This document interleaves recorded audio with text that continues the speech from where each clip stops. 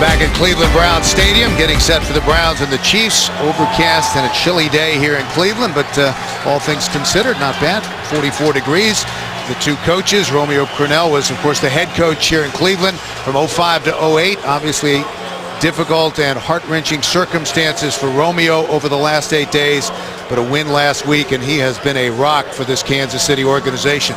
Pat Shurmur talked with us about the admiration that he has for how Romeo has handled this situation. Over on the football side of things, he's been pleased with the play of his Browns as they come in today having won 4 of their last 7 after that 0-5 start. Cleveland won the toss. They've deferred to the second half, so the Chiefs will have the football to start the game. Sean Drone back deep for Kansas City. Phil Dawson set to kick it away. And here we go from Cleveland. Out of the end zone. They'll bring it out to the 20-yard line. Brady Quinn brings the Chiefs out on offense. The Browns' first-round pick in 07, coming off what many think might have been the best performance of his NFL career last week against Carolina, the AFC Offensive Player of the Week, as he went 19 of 23 for 201 yards and 2 touchdowns in leading the Chiefs to the win with really unprecedented circumstances, obviously, given the tragic events that had unfolded in Kansas City the day before. So Kansas City will start 1st and 10 from their own 20.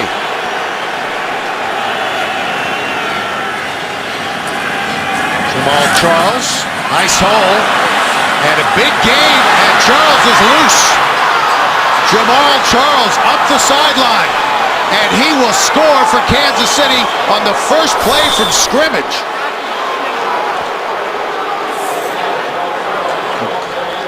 The Kansas City Chiefs starting with a home run on the first pitch. They came out with Dwayne Bowe in the backfield with 3 players in the backfield, broke that formation, watched the adjustment by the Browns, and then ran off right tackle.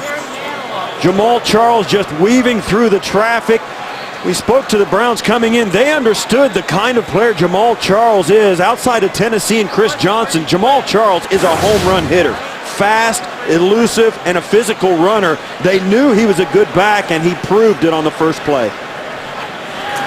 Ryan Succop on to convert the extra point, so stunning opening play for the Kansas City Chiefs. And they take the early lead here in Cleveland, 7-0.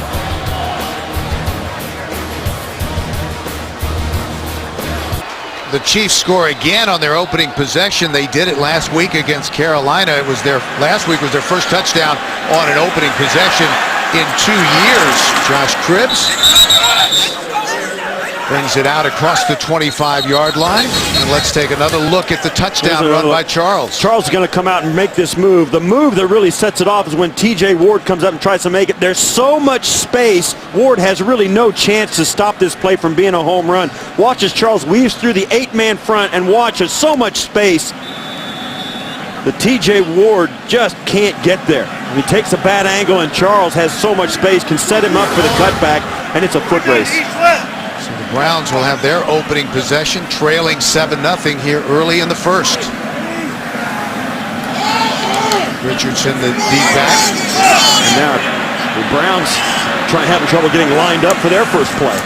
He gets everybody set and takes off. Some running room.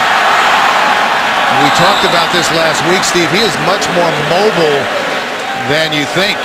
A gain of 15 yards. Well, it's a 29-year-old rookie quarterback. Huge day last Sunday in Oakland, 25 of 36 for a Browns rookie record of 364 yards. He commanded that key fourth-quarter drive as the Browns marched 94 yards in 14 plays to get the game-winning score. Big pickup there. The ball spotted just past the 40-yard line. Richardson up the middle. Tough yards inside. Takes it out to the 45, a pickup of 4. Let's take a look at the Browns up front, where they are very good. Thomas and Mack are Pro Bowlers. They added Michael Schwartz, the rookie out of Cal, who has played well at right tackle. And the rookies are stepping up as well as the backs and receivers. Richardson, another solid day last week, but Josh Gordon on his way to being a consistent big play threat for Cleveland. 6 catches for 116 yards last week. 2nd and 6. Play action. Whedon under pressure and sacked. Sacked back at the 40-yard line by Tamba Hali, who picks up his 7th sack of the season. Well, Hali comes around the tight end and the left tackle. Both those guys are going to double team him. They just can't get off the ball in time. As you see, that's Ben Watson trying to get back in time. Joe Thomas is there to help as he comes back, but Hali is already so deep. A very deep drop by Whedon, trying to let a deep pass play develop, and it just took too long. Chiefs have been good at pressuring the quarterback this season. So now 3rd and long for Cleveland, and a whistle and flags before the snap. Walt Anderson, our referee today. And this false start, snap infraction, number 55, offense. 5-yard penalty, still 3rd down. Call that on the center, Alex Mack. Let's take a look at the Kansas City defense. The rookie Poe has played well. The Chiefs' #1 draft pick out of Memphis. Linebackers, as you've seen, are fast. They can get after the quarterback. Tamba Hali with the sack a few moments ago. Justin Houston came in with 10 quarterback sacks. Secondary not at full strength. Eric Berry at strong safety is playing hurt, but he's going to help try to contain these receivers for the Cleveland Browns. Josh Gordon, and he will get just past the original line of scrimmage, and that'll bring up 4th down. Jaleel Brown and Derek Johnson combined to make the stop. Well, you talk about the sack and then a 5-yard penalty, and that brings up a 3rd and long that you're just not going to pick up all that often. Gordon comes out, is open, but it's a short route that the Chiefs are perfectly willing to let the Browns complete and then come up and make the tackle, just as what happened, and brings up a 4th and 10 and the punting situation. Bad situation to begin with for the Browns. Hodges punts it away to Javier Arenas. Tries to track it down. It takes a Kansas City bounce and goes out of bounds. 12:05 left to go in the first. Chiefs lead it 7-0.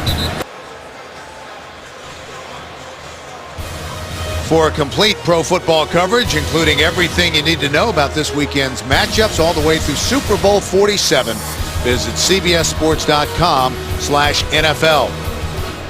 Second possession for the Chiefs after that quick strike, 80-yard touchdown run by Jamal Charles. 1st and 10 from their own 21-yard line.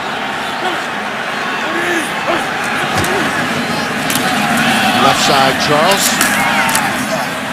bangs his way out to the 25-yard line. Pickup of 5. Chiefs have had to make some adjustments up front. Eric Winston has been steady over there at right tackle. Backs and receivers. The Chiefs offense is about establishing the run, and Jamal Charles came in today looking for his 3rd consecutive 100-yard game already. Has about 85 yards, so 15 yards shy of another 100-yard effort already. 2nd and 5. Charles. And that time the Browns were ready.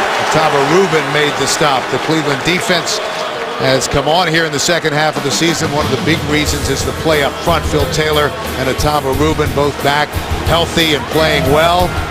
D'Qwell Jackson was the AFC Defensive Player of the Week 2 weeks ago. Always seems to be underrated. The leader of this Cleveland defensive unit. And in the secondary, the veteran Sheldon Brown usually gets overshadowed by his teammate Joe Hayden, but he made some big plays last week in the win on the road against the Raiders. After the loss, 3rd of 8 and 8 facing the Kansas City Chiefs from the shotgun. Win with time. Across the middle, Bowe. And he's got a big gain and a Kansas City 1st down, finally brought down by D'Qwell Jackson out at the 46-yard line, a gain of 23. Yeah, this is one of the things that has been, really frustrating for Kansas City fans as you see Bowe come out. Plenty of time for this route to develop. And I think it's been frustrating for Kansas City fans because this is a team that shows a lot of offensive talent, but they've gotten quarterback play that has turned the football over so often, particularly early in the season on the slow start. They never got a chance to really develop. And they give it to Peyton Hillis. who draws the ire of the fans here in Cleveland. Of course, a former Brown is engaged in a bit of acrimonious back and forth with the former teammate Joe Thomas this past week. Willis scored his first rushing touchdown of the season last week against Carolina with 19 yards on 12 carries for the day. Cleveland fans never been shy about expressing their opinion. Jamal Charles checks back in the game, 2nd and 7. And they fake the same play action up the sideline, and Bo has it. Well, Bo got away with a push on Joe Hayden. Hayden looked like he was in perfect position, and yet the ball just sailed out of his reach, may even have been tipped. A fake quick screen, then play action, then down the sideline. Watch right here as Bo, right there, gave him the push on the shoulder and got the separation. They were tangled up, and one last little stiff arm on the shoulder of Joe Hayden gave Bo the impetus to get up and get that football as a no call by the official. Joe Hayden, a guy a lot of teams have trouble throwing to him because he does cover guys up so well, but not on that one. Bo getting loose. Hillis, right side. Billy Wynn had the initial penetration. Here in the early going with Kansas City in their pass game, as you saw, a quick fake screen and then a play action, doing so much to help Brady Quinn buy enough time in the pocket to let his receivers work. It's been an issue when you get a lot of fumbles, particularly from your quarterback position. A lot of times it's because of the pressure and the lack of ability to stand in the pocket and hold the football and protect it. Too many guys taking swipes at it. The red zone has been an issue for the Kansas City offense all season long. Quinn. Oh, that was almost an unbelievable catch by Steve Moneri. Almost a one-handed grab for the touchdown, but couldn't quite bring it in, so it'll be 3rd and goal. Well, Frosty, or actually DeQuell Jackson, plants Brady Quinn right in the backfield, which is the reason for the high throw. Quinn can't get everything he wants on this. It's still a pretty good throw and almost an outstanding effort, but the pressure at the front end by DeQuell Jackson really kept that from being completed. Jamal Charles has checked back in.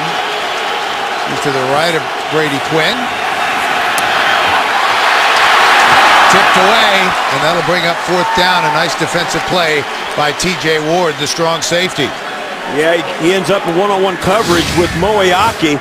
Moeaki's going to go right to the goal line and then try and shuffle to a spot where Quinn can gun it in there. You see there, Moeaki looked like he was going to shuffle out. Quinn thinks he's going to continue and throws it out there. Moeaki trying to just get a little more separation. He faked his own quarterback out, and that gives Ward the chance to bat it away. Ryan Succop to try a 22-yard field goal, 25 of 28 in field goal tries this season. And now we've got a flag. False start, number 66, offense.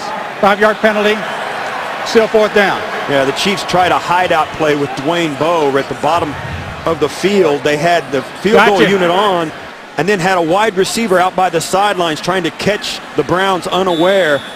Joe Hayden caught it and went out and covered him. So now it's a 27-yard attempt for Succop, who has been steady, but 2 of his 3 misses have come inside the 40.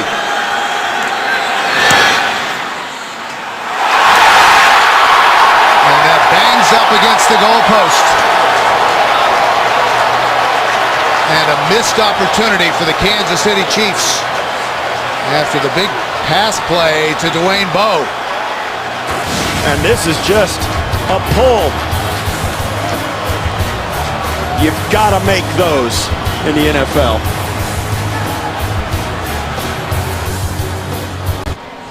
Ryan Succop, the first time that he has missed a field goal try inside of 30 yards in his career. As we mentioned, he has missed 2 from 30 to 39 yards earlier this season, but that was certainly a missed opportunity. The red zone woes continue for the Kansas City Chiefs, and the Browns take over 1st and 10 from their own 20. Richardson, find some running room. Out to the 24. Trent Richardson has become the workhorse of this Cleveland offense. The Browns' leading rusher with 827 yards and 7 touchdowns. Also Cleveland's leading receiver, Steve, with 44 catches coming in. Yeah, coming in today, he's touched the ball, carried it on handoffs, 229 yards. That is a big season, and they've still got 3 or 4 games left. I mean, this is a guy who has gotten a full share of work in his first year. Averaging 95 yards a game over the last 5 weeks. The sideline to Josh Gordon, who has really emerged. Steps out of bounds at a first down for the Cleveland Browns, a gain of 15. Yeah, you can almost feel and watch Josh Gordon getting better every week.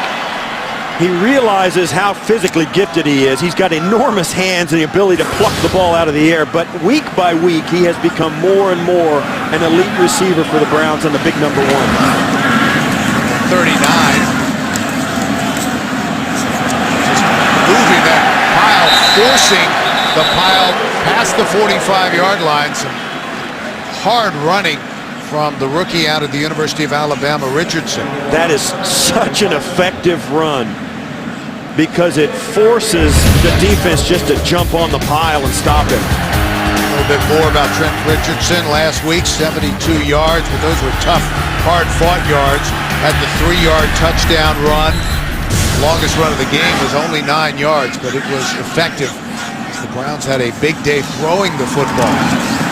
Wheaton, flashing across the middle, Greg Little. And Little is out of bounds into Kansas City territory. Pushed out by Tyson Hartman, a gain of 34. This is a great offensive call because they shift formation strength and then snap the ball after they've shifted, and the play action starts here. Little's going to come right here, and the defense just has trouble picking him up because of the shift. And then the play action, the defense jumps at the line of scrimmage. You saw that big run, that big physical run a moment ago led to the big sellout on the run game for the defense. Offense in a rhythm. Richardson pushed back. You know, we've talked, Steve, about the emergence of Josh Gordon. He has made the players around him better, and specifically Greg Little, who doesn't have the responsibility of being the focus receiver. Yeah, no question. And Gordon has lived up to it. He's just a big guy who's tough physically to match up with. And then you couple that with Trent Richardson and his style of running. The defense really feels like they have to sell out in that run game to get that momentum stopped for that big back. Took a chance on Gordon, supplemental draft, and that is tipped and incomplete. Tamba Hali got a piece of the football. And this is a great play by Hali. He's coming in unopposed, so Whedon wants to get rid of it. And, you know, you could give a little bit of a pump fake there if you're Whedon, get him up in the air, but that takes a little bit of getting used to try. If you do a little pump fake, that guy doesn't go for it, you end up on your back with him in your face. Chiefs' first-round pick in 2006, and he is one of the best pass rushers in Chiefs history. Whedon on 3rd down. Again, Gordon. Josh Gordon tries to spin his way into the end zone, but stepped out of bounds at about the 2-yard line. Watch him get loose on this route. Right over here, watch as he comes through, goes through all the traffic, rubs his defender off, and this is an outstanding throw by Whedon. It looks very simple, but Whedon had to lob this over the defender and gets this right on target, right in stride. That's a great football play at both ends. Gordon getting through the traffic and Whedon putting the ball in stride. Gordon 3 catches for 39 yards. First and goal for the Browns. Richardson stopped in the backfield. Nice play by Derek Johnson, Chiefs' leading tackler, battling a hamstring injury, suffered in the 4th quarter last week, but felt like he wanted to go today. Yeah, Derek Johnson, his brain doesn't have a hamstring. That guy is always on it. He was right in he diagnosed that play, came through, made the play in the backfield. And these guys, some of them, guys like Derek Johnson, who are so good mentally, it's almost like they're clairvoyant. That play was snapped off before the snap because he felt like he knew it was coming. Second and goal. Loss of 2. Take it to Richardson. Whedon If he had been able to release the ball cleanly, that would have been a touchdown. Well, there's that pump fake I kind of mentioned a few plays ago. He used it to get a little more time on this. Watch the play action pitch fake. Now watch as he gives a little pump fake. It gives him a chance, but not enough to get completely away from Houston. And then right there is the open receiver begging for the football, and Whedon just can't get rid of it. So 3rd and goal. Kansas City defense trying to dig in their heels. Short drop, helps it to the end zone. Trying to hit Josh Gordon, and that was a nice defensive play by Brandon Flowers, who suffered a hamstring injury last week against Carolina. He was a game-time decision, but he also wanted to go today. And so the Browns will be forced to try a field goal. You do this when a guy like Josh Gordon has proven the ability to go up and get it. Now, this throw could have been higher and outside, but that's well defended. Very well defended by Flowers. He was all over it. Still, that's the kind of play you make and take shot you take when you've got a big #1 receiver. Dawson got it. He had his 29 consecutive field goal streak snapped last week, but true there, and the Cleveland Browns are on the board here in the first. 7-3 Chiefs. Back in Cleveland, the Browns have to settle for a field goal after 1st and goal at the 2. Phil Dawson with the 300th field goal of his career. Ready to kick it away with 3:53 left to play in the first. Sean Drone back deep. And will take a knee 8 yards deep in the end zone. They'll bring it out to the 20, and that's where the Kansas City Chiefs will take over 1st and 10. Phil Taylor back on the field for the Cleveland defense after an ankle injury. Big man in his 2nd year out of Baylor. 21st pick overall last year. 1st and 10 for Kansas City. They lead it 7-3. Charles tries the right side once again. Takes it out to the 23-yard line. Well, tomorrow on CBS, the 5-0 team gets caught up in the jungle on an all-new Hawaii 5-0. Hawaii 5-0 tomorrow, only CBS. And as you can see, Dwayne Bowe is down on a knee, being attended to. So there's an official timeout on the field. And we'll return to Cleveland after this. Dwayne Bowe took a shot to the back, but walked off the field under his own power. He's going to come across in this running game and try and get a block on a cutoff, and then goes down, and then right there, Kaluka Maiava's knee hits him on his left side, and he's in some physical pain coming off the field. He's a big part of the Kansas City offense, obviously. 2nd and 7 for the Chiefs. Brady Quinn changing the protection. Charles with a nice hold. And another nice gain for Jamal Charles. And a 1st down for Kansas City out to the 33-yard line, a gain of 11. Great job up front by the offensive line. They're going to cave all this down, and they're going to leave Charles room to cut this back. See all the space they get, pushing a big defensive tackles down inside. Going to that side of the field, to the short side of the field, gives them all kinds of room on the backside for Charles to find space. Bowe remains on the sideline. Charles 5 carries, 96 yards already, and that 80-yard touchdown run to start the game. They go back to him. Gets it to the 35-yard line. Jamal Sheard made the stop. Came into the league as a 2nd-round pick out of Pittsburgh a year ago, and one of those, Steve, terrific young players on this Cleveland defense. Yeah, this defense has really stepped up. We mentioned Phil Taylor being back in the game. When Taylor and Ataba Rubin got healthy, the defense really took a step forward. But with Dwayne Bowe off the field, defensively, I think the Browns are feeling a little bit more confident in the passing game, defending Brady Quinn. Without Dwayne Bowe, this Chiefs team is going to change offensively. Charles slashes his way out to the 39-yard line. DeQuell Jackson made the stop, and let's check in with the fellas in New York for an update. Reggie Wayne has found the fountain of youth. Oh, yeah, and Andrew Luck, a little play action. He looks for Reggie Wayne over the middle, 4-yard touchdown. That's Andrew Luck, 18th of the year, 7-7 in Indy. 89th reception of the season for Wayne. Bill McAtee, Steve Tasker. JB, Dan Marino, thank you very much. 3rd and 4 for Kansas City. They lead it 7-3 nearing the end of the first quarter. Quarterback draw, and there's a marker down on the other side of the field. That play went nowhere. Sheard was waiting. Oh, they're calling this on the defense. This is going to be a first down for the Chiefs by penalty. Offsides, number 95, defense. 5-yard penalty, first down. They call it on the 12-year veteran who came to the Browns from Philadelphia, Jaquay Parker. Right up here, you see there, he just got too good a jump. This is a called quarterback draw, and the Browns were all over it. Sheard ended up on the bottom of the pile, but Brady Quinn ran into a Browns defensive line meeting right there. That was going nowhere.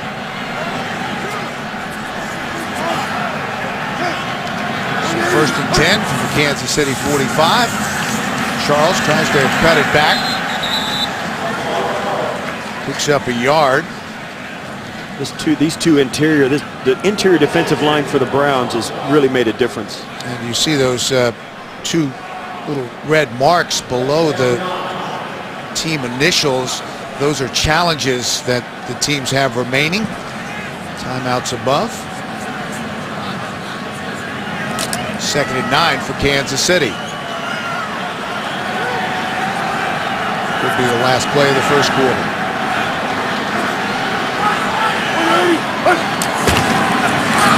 Play action. Quinn do his progression and throws it out of bounds. Jamar Newsom was in the vicinity, but an incomplete pass, and that'll bring up 3rd and 9, and we'll get another play here in the first 10 seconds left to go in the quarter. Well, we spoke a lot about the Browns' defensive front, and their secondary is very talented as well. Joe Hayden is an elite cornerback who's even getting better now in his 3rd year. On the other side, Sheldon Brown is a veteran guy who played extremely well a week ago. Brady Quinn having trouble finding open receivers in the secondary, and having lost his number 1, Dwayne Bowe, it's going to be even more difficult. Peyton Hillis has checked in. Quinn goes to Hillis. And he will be stopped short of the first down. And that is the end of the first quarter. We'll return to Cleveland after these messages. You're watching the NFL on CBS, home of Super Bowl 47.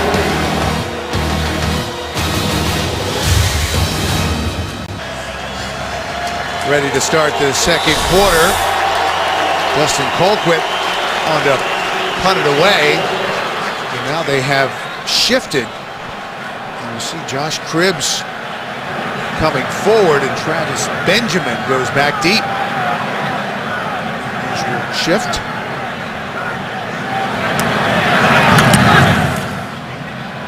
High end over end punt. Benjamin with some running room keeps his feet. Travis Benjamin avoids the punter. Up the sidelines, he cuts back and what a return. 93 yards.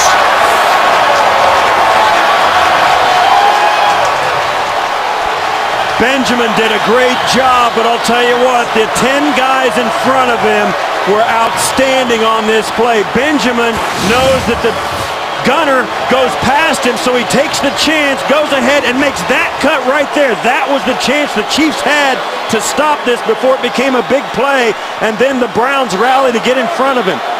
Benjamin doing a nice job handling that punt with a gunner running past him to make sure it didn't bounce into the end zone. Doesn't call for the fair catch and gives himself a chance. Well blocked up front. Travis Benjamin, the rookie speedster out of Miami, the 4th round pick, and he has given the Browns a big play. And the lead. So fireworks to start both of the opening quarters. The Browns lead at 10-7. the rookie with the longest punt return for a touchdown in franchise history, eclipsing Eric Metcalf and his return of 92 yards.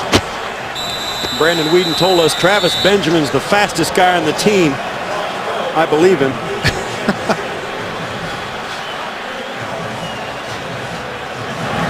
Big play for the Browns to take the lead, 10-7. Josh Bellamy, who was brought up from the practice squad this week, takes a knee. Let's take another look at the shift and the return. Well, the Browns, you always worry about a fake, but the Browns with this shift, they leave the gunner uncovered, which forces the Chiefs to come tight. They force the tight punt. Great block down here, pushing him past the return man. With this shift, the Chiefs decide, wait a minute, let's make sure we're protected and get the punt off. That sets them up for a punt, and you see the guy blocking the gunner clear past the play, and then this break out to the tight side of the punt where they force the Chiefs to come in. They go right down their own sideline, and they get into a convoy, and it turns into a touchdown. First and 10 for Kansas City from the 20, Jamal Charles. He can get north and south in a hurry. Not a guy who waits necessarily for things to unfold in front of him. He can plant the foot and get upfield quickly. Well, you always know how good a guy is when you talk to the opposing teams, and he's the guy they talk about. I mean, to a man, Jamal Charles jumped out at this Browns team as a home run hitter, a guy they really had a lot of respect for, and he proved it on the first play of this game, going over 80 yards for the touchdown. 10th carry of the game. And again, able to burst through and get out to near the 40. Sheard made the stop. Pick up a 15, and he is slow getting up. He might have landed on the football. Well, you see there holding his ribs in there. That sometimes the ball gets pointed upwards towards you. You land on the point of it. We'll see if we can see at the end of this play. He goes down. Right as soon as it happens, right on his left rib cage. 10 carries, 123 yards for Jamal Charles. Peyton Hillis checks in. He gets the carry on the left side.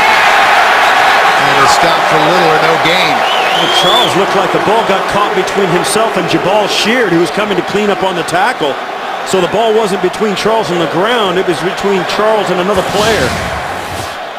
Charles is going to go down, and Jabal Sheard right here, he'll come down. He comes down on the ball right there between himself and Charles, and that, I think, is what causes the injury. So Charles on the sideline. Meanwhile, we have a flag on the offense in the huddle.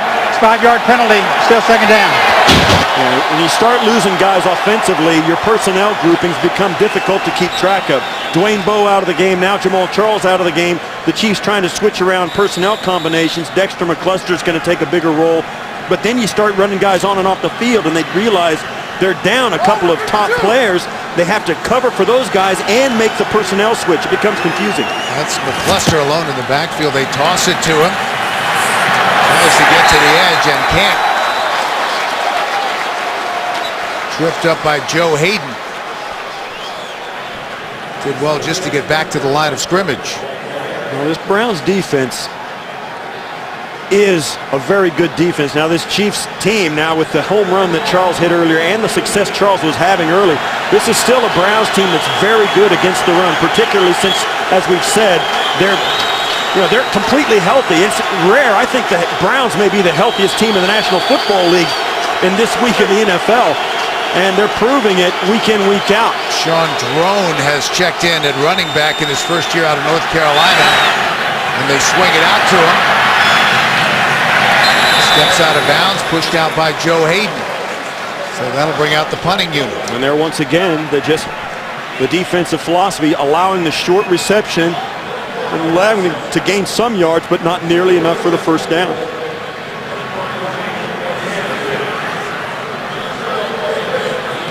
Josh Cribbs, for the moment at least, back deep.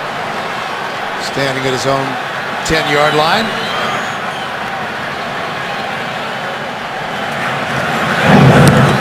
Colquitt's punt. Nice effort. Cribbs able to make the fair catch, but does so inside the 10-yard line. A 49-yard punt. Browns will take over when we come back. back in Cleveland. Two big plays in the game so far. First play from scrimmage, Jamal Charles, an 80-yard touchdown run for Kansas City. And a short time ago, Travis Benjamin with a 93-yard punt return for the Cleveland Browns. And the Browns lead it 10-7, 11:27 left to go in the half. They got a slant, and that time Josh Gordon didn't bring it in. Well, that's a throw he's got to catch. Brandon Weeden said one of the things he's fought against here in his first year has been the inability to hit the throws you got to be 100% on. Now that's not his fault. That's Gordon's fault. And I think Josh Gordon thought he was going to break off a big one and began to run with that football before he actually caught it. That's a young mistake right there by the receiver. Ontario Hardesty in the backfield, and he gets the carry left side. A change of pace back for the Cleveland Browns. Guy who could hit the hole in a hurry. Poe made the stop for Kansas City. Yeah, so many teams do have two running backs. I mean, everybody's got to have them. And Hardesty, and I think most teams do it this way, when you're going to make a switch, you make it for an entire series. You put the guy in there, leave him in there for 4 or 5 or 6 plays. That gives Richardson or whoever else the other number 1 back is a chance to really get some solid rest and come back fresher in the second half because of it. Hardesty stays in the game. 3rd and 6. Wheaton gets rid of it. Incomplete. Tried to loft it to Greg Little, but over his head, and the Browns will have to punt. Little, they might have fit this in, but this throw, Wheaton's got to put out over Little, number 15, coming out on the hard post and then to the corner out underneath the clear out by Benjamin. Wheaton throwing that deep, trying to get the deeper and get the more yardage, and Little breaking it off a little too shallow. That's a miscommunication by quarterback and receiver. Launches from his own end zone. Chiefs should have pretty good field position, and that's a line drive punt. Javier Arenas fields it. And brought down at about the 42-yard line. Turned out to be a 50-yard punt, 6-yard return, 10:27 left to go in the half. Jamal Charles remains on the Kansas City sideline for the moment. Chiefs with their best starting position of the game so far from their own 42. Willis, the deep back, and he gets it on first down. And rumbles forward to the 46-yard line. DeQuell Jackson made the stop. Well, tonight on CBS, don't miss a heart-stopping final challenge on the Amazing Race season finale. Goodness gracious, that is tonight. Only CBS. 2nd and 6 for Kansas City. Again, they stop play before the snap. False start, number 76, offense. 5-yard penalty, still 2nd down. Call it on the left tackle, Brandon Albert, who's been limited because of back issues he's faced all season long. We spoke to Romeo Crennel, obviously, said, what would you have changed about this? He said, listen, eliminate our turnovers, no more penalties at the wrong time, and don't give up any big pass plays against us. That's what I'd change. And, you know, you really know that that's true. This is a team that's really done it to themselves a lot during this rough season that they're going through. 2nd and 11. Willis. Brought down. Forward progress at about the 44. Jabal Sheard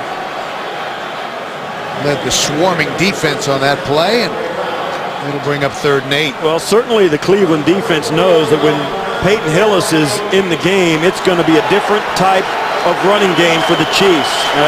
They know it well, and it's going to be a downhill handoff between the numbers, and it's going to be big boy pad time. I mean, you're going to have to come in and get low and stop a big physical runner. The speed is not the issue in that offense. Sean Drone checks in, the Chiefs' 2nd leading rusher.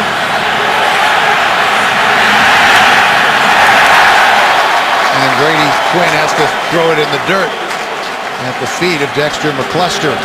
Billy Wynn had the pressure for Cleveland. And that's a good sign of this good, solid Cleveland defense. Brady Quinn's got to get rid of this on time or he's going to get sacked. He's starting to buy himself time, but also this defense has got great guys in the back end. They cover up really well. You see there, tight coverage on McCluster. 4th and 8. Cribbs standing back at his own 10-yard line. Waiting for another punt from Colquitt.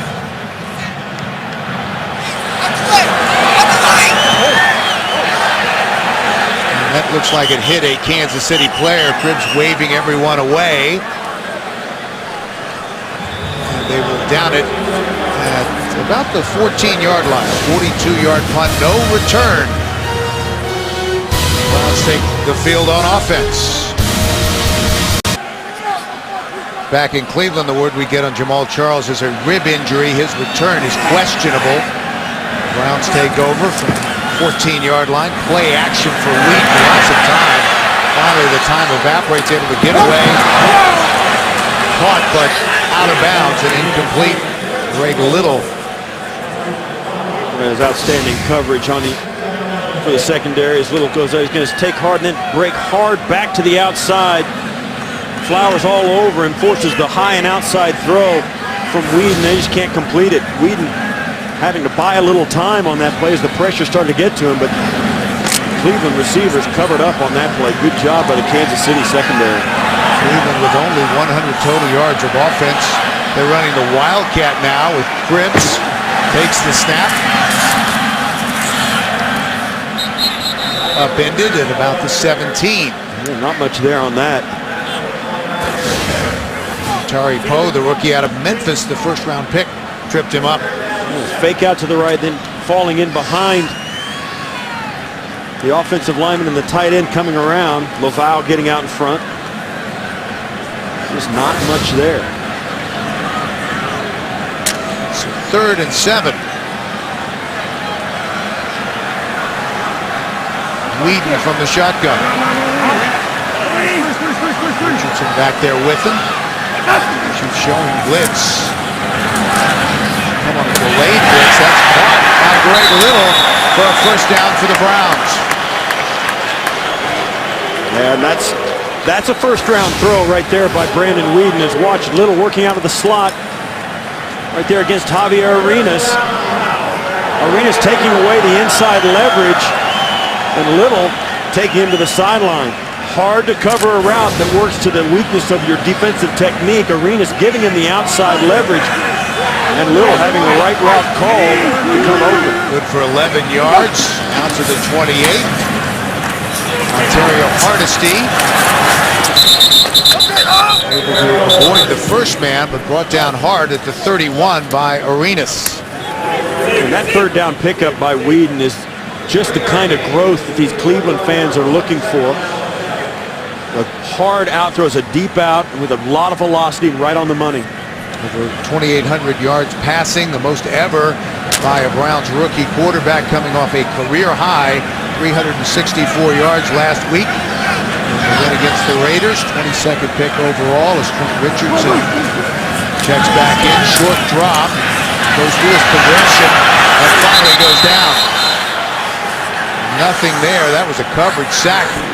Brought down by Tyson Jackson, a loss of 6. That was third sack of the season, Steve, for Jackson. Yeah, excuse me, Bill, you're right. That was a coverage sack. You see there, 1 option, 2 option, tries to come back to the third, right over the football, and it's just too late. Trying right here to find Little. Little finally comes open. By the time he comes back over to the left, it's too late. The pocket collapses around Whedon. And this forces another 3rd and very long. 3rd and 13.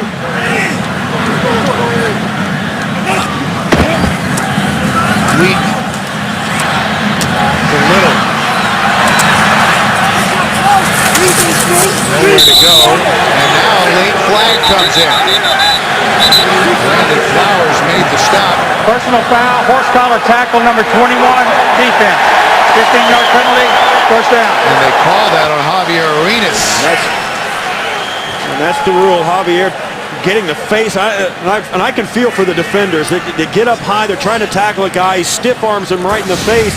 You try and grab whatever you can grab, and you come up with a horse collar, and they call this on Arenas, but it's not. It's actually Brandon Yeah, it's Flowers who does it, gets the upper edge of the collar and pulls him down, and that's, you can see it right there. That's a good call.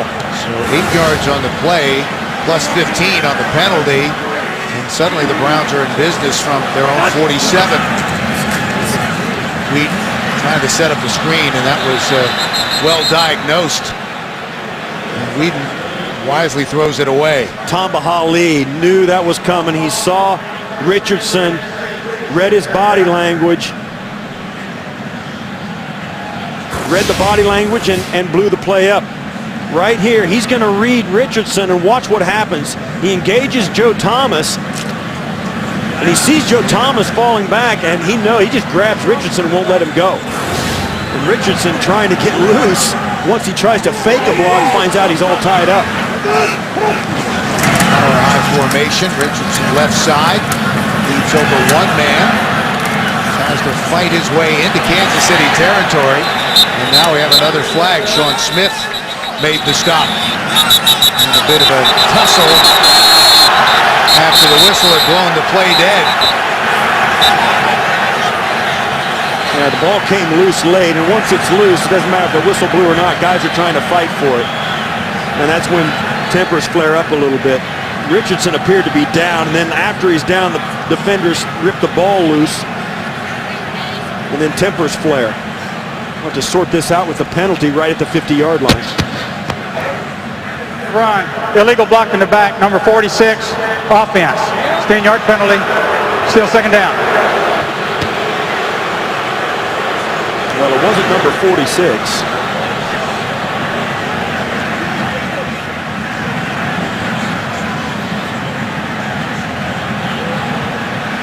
But they will march them back. Some of the players are pointing at the scoreboard where they're replaying the play. Yeah, the reason it wasn't number 46 is because there's no 46 on the Browns roster.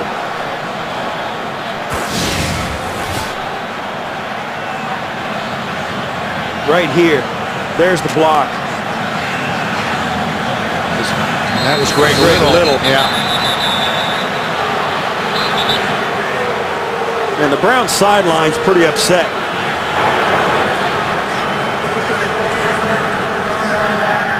They took a timeout, and they feel like the officials messed up the clock, the play clock and the game clock. And Pat Shurmur obviously is very upset. For the moment, 4:55 left to go in the half. That's a little break in momentum. It's going to be a Cleveland timeout. It's going to be about 2nd and 17 after the penalty. And the Browns, who converted one third down, got another by penalty, have kept this drive alive that started inside their 15-yard line. Right here's the block. Right there, he pushes Eric Berry right into the pile. And that was a penalty. So 2nd and 17. Play action for Wheaton. Going to avoid the pressure. Richardson back out close to midfield. Tripped up by Justin Houston. And that's the kind of play that gets you in a chance. From a 2nd and 17, it'll go to a 3rd and about 8, which is a good play on 2nd down. It gives you some sort of chance to get this and opens up your playbook just a little more, at least in your passing game. You're probably not going to run this football, but it does give you more options to throw it short and let a guy try and get it. Cleveland 49-yard line. This is your play right here. Wheaton from the gun. Here come the Chiefs on the blitz. They pick it up and bat it away. Incomplete. That has been a problem for Brandon Wheaton here in his rookie season. Tyson Jackson got a hand on it. That'll bring up 4th down. You saw me circle the bottom receiver. That was Josh Gordon one-on-one. And Wheaton, and that's always a bad thing when your quarterback goes back, pats the ball, shuffles his feet. It just takes too long for him to decide to throw that football. And that's on the quarterback.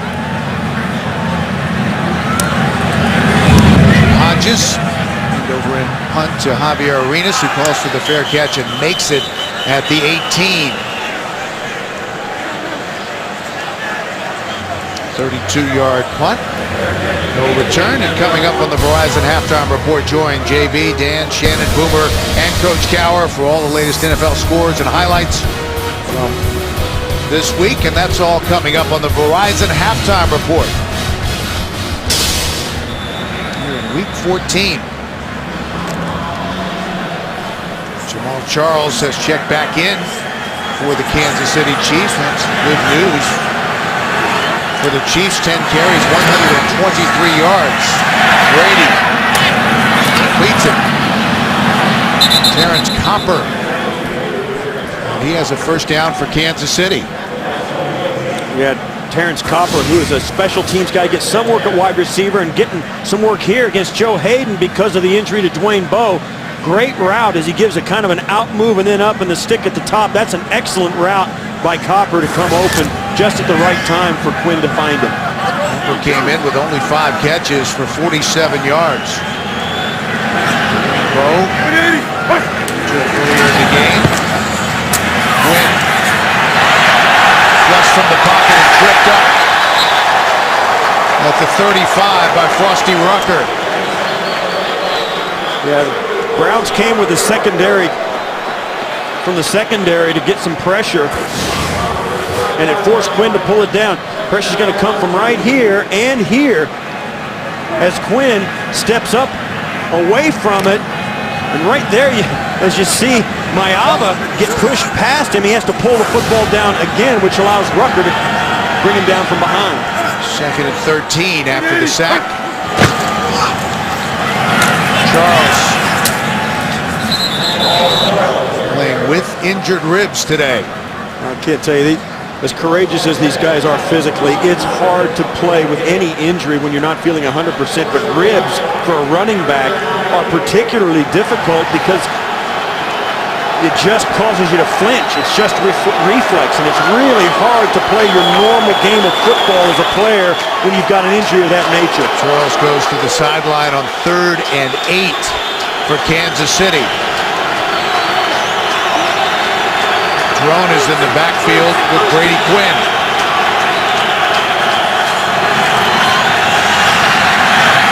Lofts it up the sideline and incomplete. John Baldwin was the intended receiver and locked up there with Joe Hayden.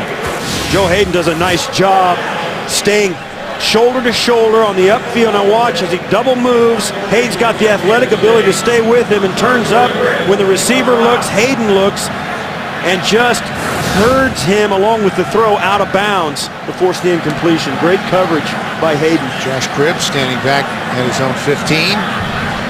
Waiting to punt on 4th and 8. Colquitt just booms this one. And it will be out of bounds near the goal line. What a punt from Dustin Colquitt as we have reached the 2-minute warning. 1:57 left to go in the half. The Browns take over deep in their own territory from their own 3-yard line. Richardson throws his way out close to the 5. Timeout on the field with 1:52 left to go in the half.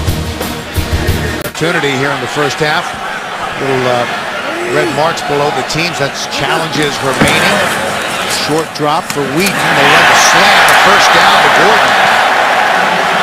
Josh Gordon out across the 20 to the 23, a gain of 18. Now we saw an incompletion on that earlier. Josh Gordon making up for it on this play. Great hard slant. Good throw right into his breadbasket, and then of course pushing it up for the extra yardage. That's the kind of play that defensive coordinators hate. When you've got them bottled up, they come out with the confidence to throw it. And it's hard to defend with so much field behind you. The Browns with a little room. 2 timeouts remaining. Short drop from Whedon. Finally flush in the pocket and brought down from behind. Tamba Hali with his 2nd sack of the game. And this is a route that has to be either let go very quickly or you got to tuck it and throw it away. All the receivers run those 5-yard little hitches. You see these guys all turn around looking at the quarterback. Once it's not there, they've either got to turn and run or the quarterback's got to throw it away. And that's another thing that Brandon Weeden's got to know. If that throw's not there immediately, heave it out of bounds. So the clock continues to run. 2nd and 18 for the Browns. Richardson. Side handoff. I look for the Chiefs maybe to take a timeout here. And yeah, they do. They took a timeout. They got a chance to get it back. And Kansas City. there's always that opportunity to 30-second push timeout. for field goal position and maybe sneak in 3 points at the end of the half. 29 seconds left to play in the first half.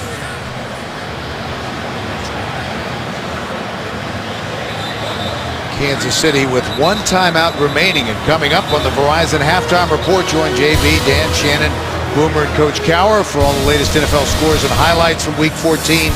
That's all coming up on the Verizon Halftime Report.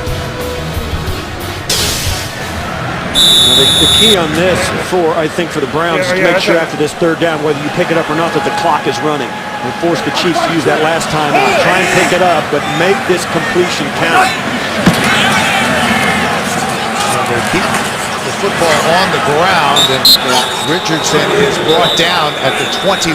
That'll bring up 4th down. And that's a good play call. 3rd and 15, you can't count on picking it up. You got to make sure that the Chiefs at least have to use their timeout. So you just give it a handoff on the draw play to Richardson. Make sure the Chiefs do have to waste that timeout, then come out and punt it away.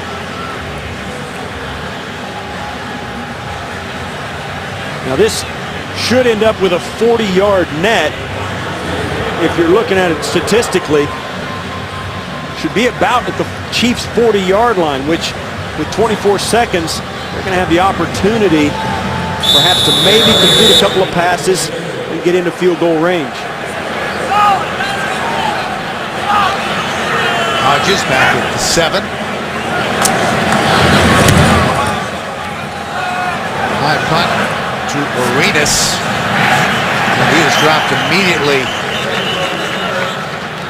at the 46-yard line. That was a 33-yard punt. 15 seconds left to play in the half. And that's an excellent job by the Chiefs getting that pressure and forcing the punt. Their own 45-yard line, they need 20 yards to get to the outer ranges of Succop and his range as a field goal kicker. Now, going this direction, we saw him practicing his approaches from both hash marks during a timeout, but he was practicing for a 42-yard attempt. That would be more of a 53-yard. Chiefs out of timeouts. And they run it. Sean Drone. Billy Wynn made the stop, and Kansas City content to let time run out here in the first half. Pretty conservative play call there at the end. 10-7 Cleveland. That is the end of the first half.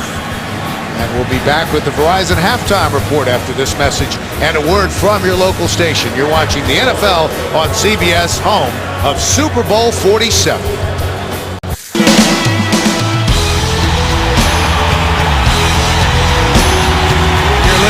To a Pepsi anthem inspired by Aerosmith. Download this and other NFL-inspired anthems at PepsiAnthems.com. Ready to start the second half here in Cleveland. The Browns lead at 10-7. Bill McAtee back with Steve Tasker, and big plays highlighted the first half. Yeah, the first play from scrimmage, Jamal Charles going over 80 yards for the touchdown, and then, of course, the huge punt return by the Cleveland Browns. These are two teams that really are struggling to get first downs offensively, but still their defense is susceptible to the big play, and then both teams have struggled with that during the course of this season. All right, let's take a look at the numbers from the first half. And the return yards, obviously key for Cleveland, and rushing yards for Kansas City. And the sacks allowed. 37 total yards, Steve. And the sacks allowed. Cleveland's got to do a better job with Weeden. And I think a couple of those sacks, maybe two of those 3 sacks were on Weeden himself for hanging onto the football a little bit too much. But Jamal Charles and the 139 yards rushing, 80 of it coming on the first play from scrimmage. Make no mistake, though, if Charles can go in the second half with his injured ribs, he could be the difference for the Chiefs. 23rd regular season meeting between these two teams. They're all even at 10 wins apiece with 2 ties. The last time they played was here in Cleveland a couple years ago. The Chiefs won at 16-14. They have played very close games recently. The last 3 decided by a total of just 6 points. Josh Cribbs back deep. The Browns won the toss. They deferred to the second half, so they'll have the football to start the third quarter. That is a short kick. It goes out of bounds at the 17. The Chiefs trying to do their best to pooch kick it away from Josh Cribbs because they're so afraid of his ability. Kickoff, out of bounds. Kansas City's ball, first down. I mean, the guy's done it better than anybody in the history of the league. Josh Cribbs with 8 career kickoff returns for touchdowns. Had 2 returns for touchdowns Cleveland's ball against Kansas City in December of 2009 from 100 and 103 yards. So they don't want to give him an opportunity to add to that legacy. You know, the problem is they give the Browns the football at the 40-yard line as a result. First and 10 for Cleveland, just underway in the second half. Browns lead at 10-7. And they run the reverse to Benjamin. And he's into Kansas City territory. Fastest player on the Browns roster, the speedster out of Miami. That was like a double reverse. The handoff, then the pitch, watches the end around. Hands it there to Gordon, and then he pitches it to Benjamin. The Kansas City Chiefs team spread from sideline to sideline, trying to cover this one up, and it turns into a big game.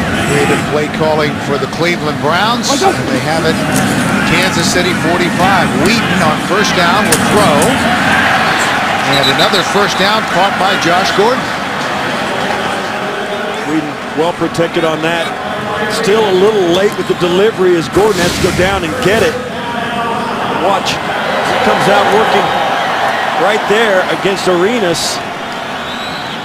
And this is a young Gordon coming back late, getting rid of the football, putting it right down low and away from the defender. They spot it just inside the 35-yard line. First and 10 for Cleveland. On the move here to start the second half. Wheaton intercepted and then dropped. This is a play that came open. And that was Eric Berry, who had a great opportunity for a turnover. Yeah, right here as Watson turns out right there, the ball's got to be on him, and Wheaton leads him to the sideline and throws it short. If he could have delivered that once again just a little bit earlier, this play is open once again for another first down, but Watson doing a nice job knocking that ball loose. Second and 10, short drop. Again, the slant wide open, Greg Little. And Little powers his way inside the 20 down to the 18. So Greg Little and Josh Gordon have really stepped up their game here in the second half of this season. Both players are big, wide receivers, and they can both, if they get the ball in their hands, are very dangerous with it, big enough to break tackles. Brandon Wheaton told us that Little has really stepped it up over the last 4 to 5 weeks, knowing that he's going to get his shots. Taking full advantage there. Back to the ground, Richardson. And there once again you see the personality of this Cleveland offense. Richardson, just a big sledgehammer of a back.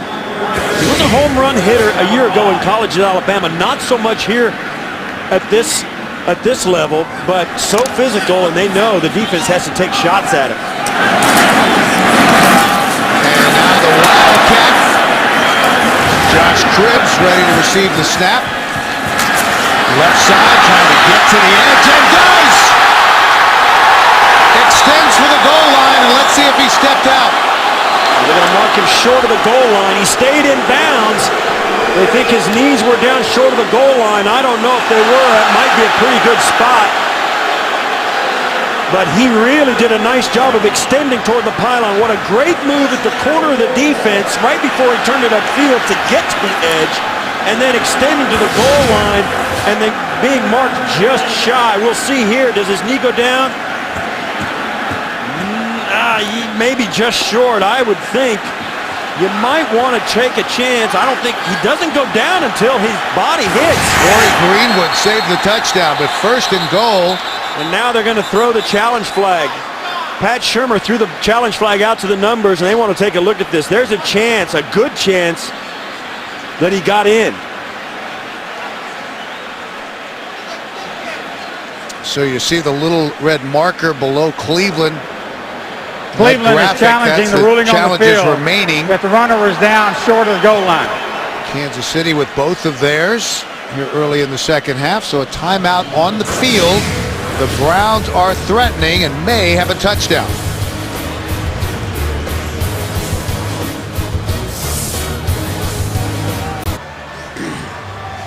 We're back, and Steve, let's take another look. Yeah, the question is, does his left knee come down right here? I think it does not before the ball goes over. Now, I think he straightens his leg up before his knee hits, and I think he does break the plane with the football. The question is, does that knee right there touch? Right there, it doesn't look like it touched. All it has to do is brush the grass. It doesn't have to really hit harder. Get the verdict from Walt After Anderson. reviewing the play, ruling on the field is confirmed. Runner short of the goal line. Cleveland will be charged with their first timeout. So Wow, I not don't know. enough to overturn. He made that sound way too simple. I thought that was a much more difficult call than that. But I thought it was a good challenge by Pat Shurmur. Number 75 is reporting as eligible. So they will lose a challenge, and you see that missing from the little red mark right below Cleveland in that graphic. First and goal, though. Browns trying to add to their lead. Richardson leaps into the end zone, no question there. Trent Richardson with his 8th rushing touchdown of the season. That is something that Trent Richardson does as well as any back. He's got a nose for the end zone and a physical type of running style. You really have to catch him before he gets going if you're going to stop a play like that. Dawson on to try the extra point.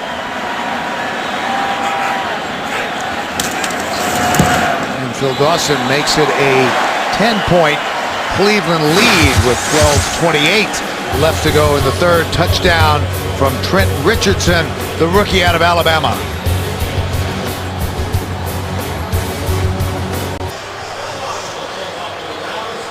Seven plays, 60 yards on the drive, and with that touchdown, his 8th of his rookie season, the most ever by a rookie running back here in Cleveland.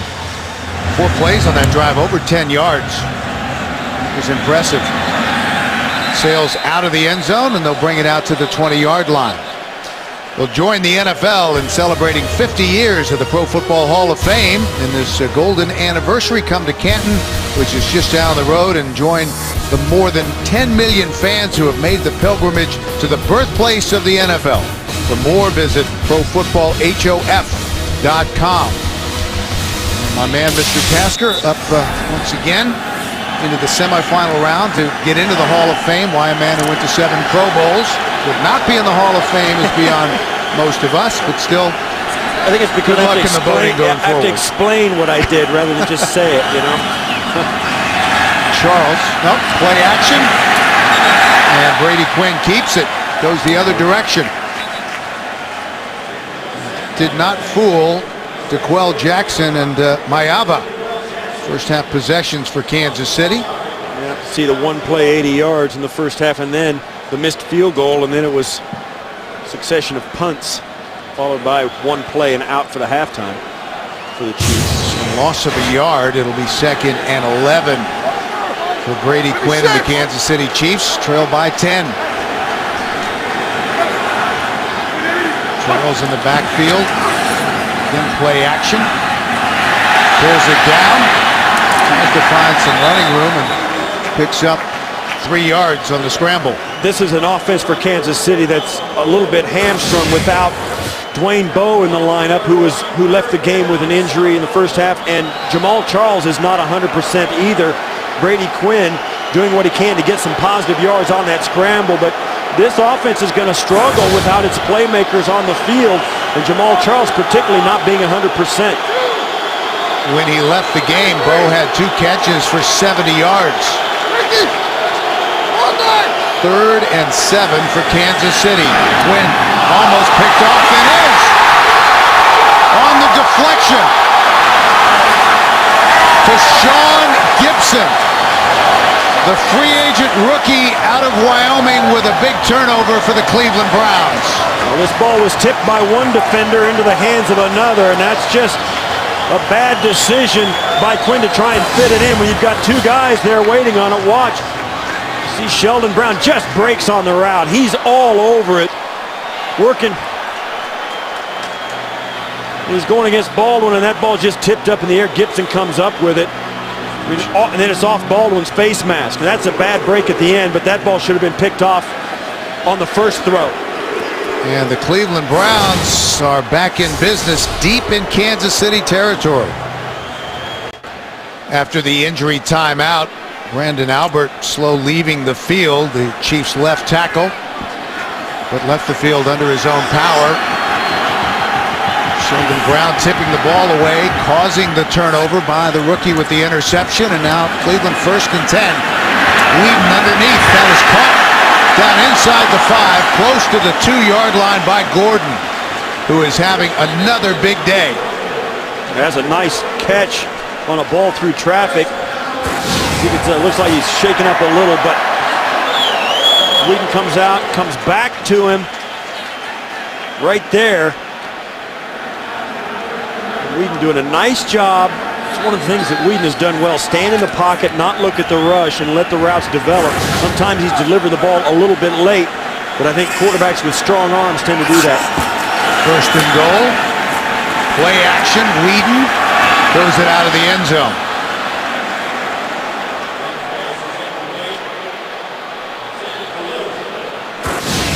Yeah, Greg Little is going to get covered up here. Kind of come across, and Flowers does a nice job. By that time the ball's over their head, and that's in the red zone. That's all you have to do as a defender, get rid of that first move of the receiver. Then the quarterback's got to double pump it, and usually the pressure is going to get right in his face and they'll have to throw it away. Browns trying to take advantage of the interception by Gibson. Nothing much went well on that play. Trent Richardson. Trent Richardson got the hot potato on that one. Whedon just fumbles the snap, has a presence of mind to get it up, but once the timing's ruined and the surge by the offensive line, they make a kind of a hole through the middle of the defense, but then the defenders squeeze in around the back of it, and then there's no place for Trent Richardson to go after the hot potato comes to him. So they spot it back at the 4. It'll be 3rd and goal.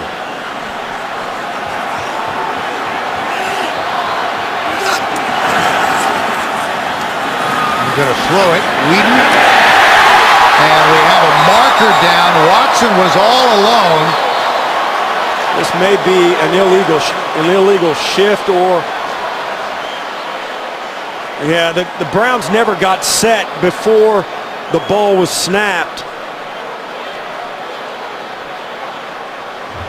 Illegal shift. Numbers 82 and 15 were both moving and not set prior to the snap.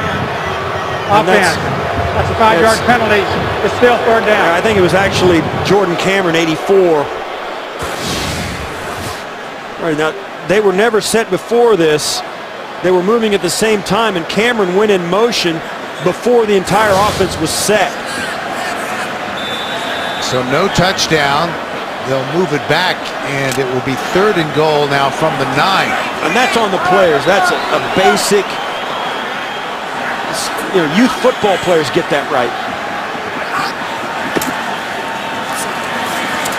Whedon, flush from the pocket at the goal line, and that is Richardson. And another marker is down, and it might be offensive pass interference. They call it on Richardson for pushing off to get separation.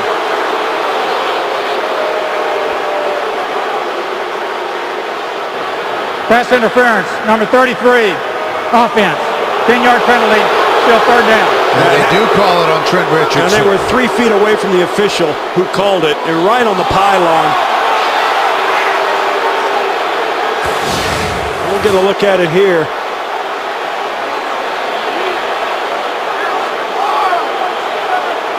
And I didn't see it there, but right at the top, right up here, it's going to come right to the. I didn't know. That's not a penalty. That is not a penalty. Locked up there with Justin Houston. So for the second time, points taken off the board for Cleveland.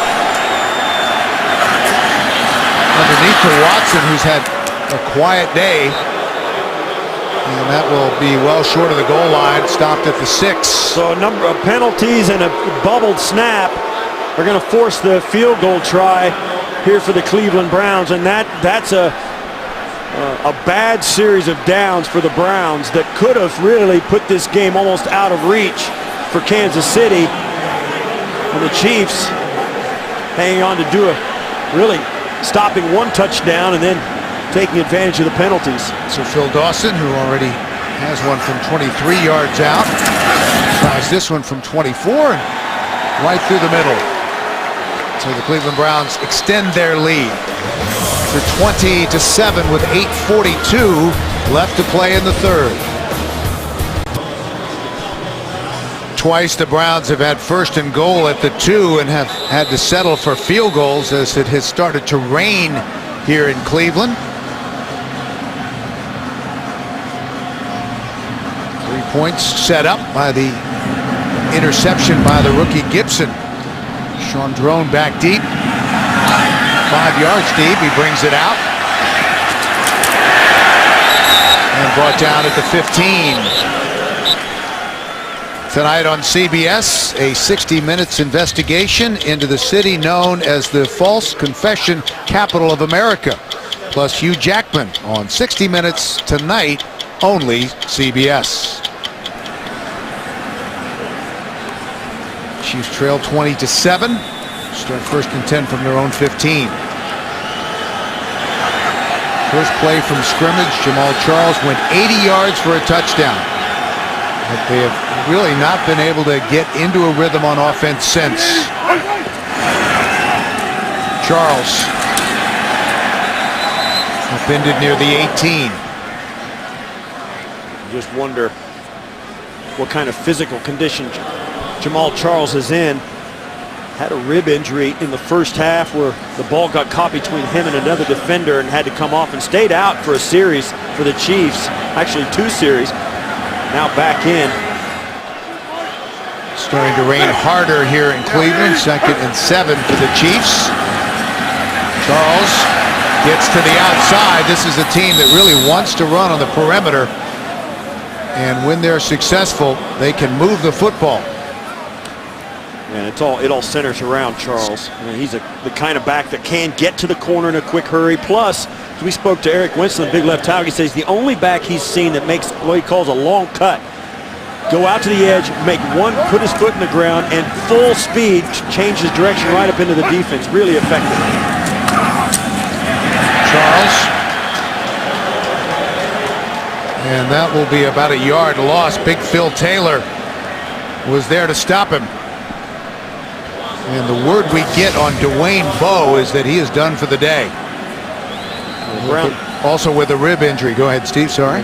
Browns doing their best here to stop the Kansas City running game with 7 guys in the box, with the fewest number of players possible to stop it.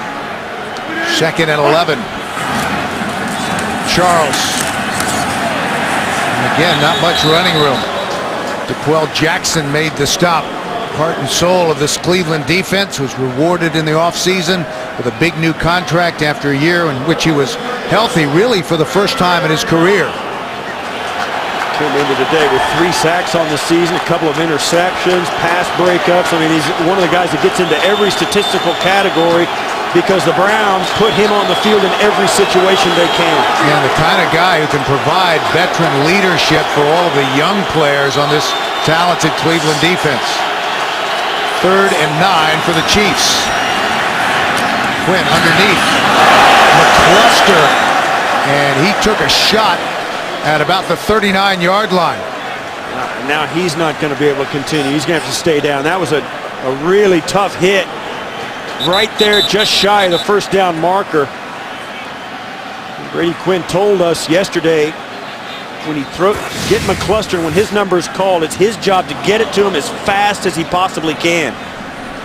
A little faster might have made that a little easier as Craig Robertson comes in and gives the hard shot. Robertson is the Browns linebacker in the nickel. He is fast and active. 54 tackles, couple of interceptions, and 2 fumble recoveries and a sack through week 13. And he has been a very good addition for the Cleveland Browns. They have to punt on 4th and 1. Josh Cribbs back deep, standing at his own 18.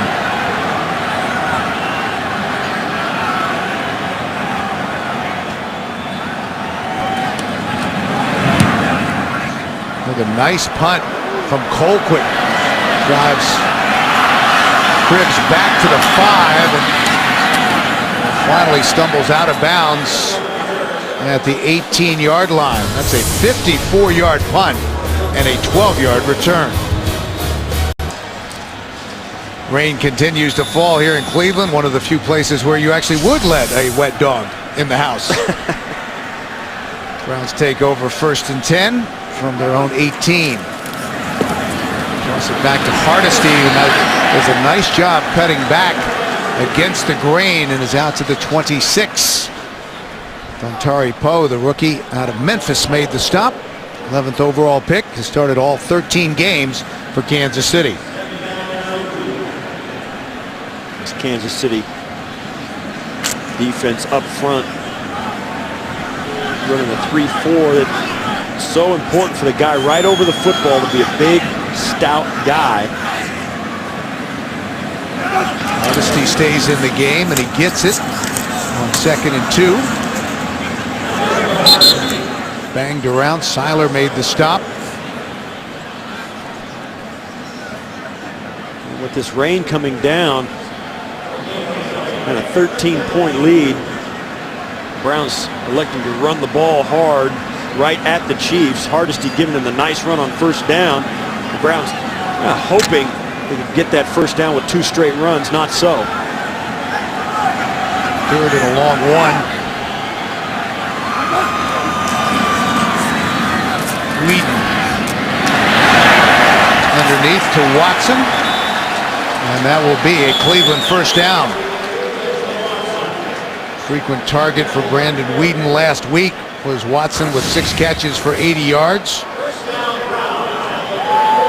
It goes all the way across the formation. Whedon finds him. They've had some success with this today, have the Browns in their passing game. Got a touchdown early on a crossing route where the guy comes up just from the line of scrimmage all the way across the formation. The Chiefs are having a hard time manning up on those guys. Hardesty cuts it back. Hardesty into Kansas City territory, lowers the shoulder, and is brought down at the 41 by Arenas. Well, we spoke about the complementary nature that Hardesty has in relation to Trent Richardson. This is a great example of it as he pops up through this, cuts it back. You watch right here, he just shifts gears. He's headed to the sideline. Arenas does a good job getting over there, but that's a big gain from a guy who just decides he's going to run it as fast as he can and get what he can get. Lowers the shoulder, finishes the run very nicely. 25 yards on the play. They switch back to the I. Hardesty the deep back. And Whedon will throw. Pump fake and checks it down and incomplete. Slippery football, and Hardesty could not bring it in. And you got to make those plays if you're the Cleveland Browns. You look back and those are the plays that come back to haunt you throughout the years. A pump fake by Whedon. Nice job as Hardesty comes wide open. The Chiefs leave him uncovered short. And that's just a flat drop. Whedon put the football exactly where it was supposed to be. 2nd and 10. 3:07 left to go in the 3rd. And the Chiefs are claiming that someone on the Browns offense moved. False start, Joe Thomas. number 66, offense. 5-yard penalty, still 2nd down. Sean Laval, the right guard. You hear him saying, was it me?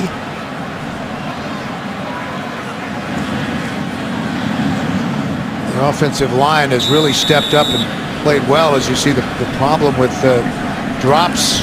27 of those by the Cleveland Browns. The offensive line coming in and giving up just 21 sacks, among the lowest in the league. Very much a lunch pail, blue-collar bunch. Richard Schwartz has done a good job as a rookie. Gordon fighting for extra yards. Excellent defense there by Tamba Hali, moving out. Started his career as a 4-3 defensive end. Now in a 3-4, he's asked to do so much more than just put his hand on the ground and rush the passer, and he's been very good at it. Look, he starts out right here. Watch what he has to do as this play unfolds. Drops back, opens his hips, accepts the block from Cameron, then breaks on the ball. What an athlete. I mean, truly one of the guys that, you look at him and that's an NFL player. 2 sacks today. Whedon with time, now flush from the pocket. And that is caught by Watson. Ben Watson with a first down. Down to the 20, tripped up by Brandon Flowers after a big gain, 23 yards. So many times in games in the NFL, the big plays come from something that's not drawn up.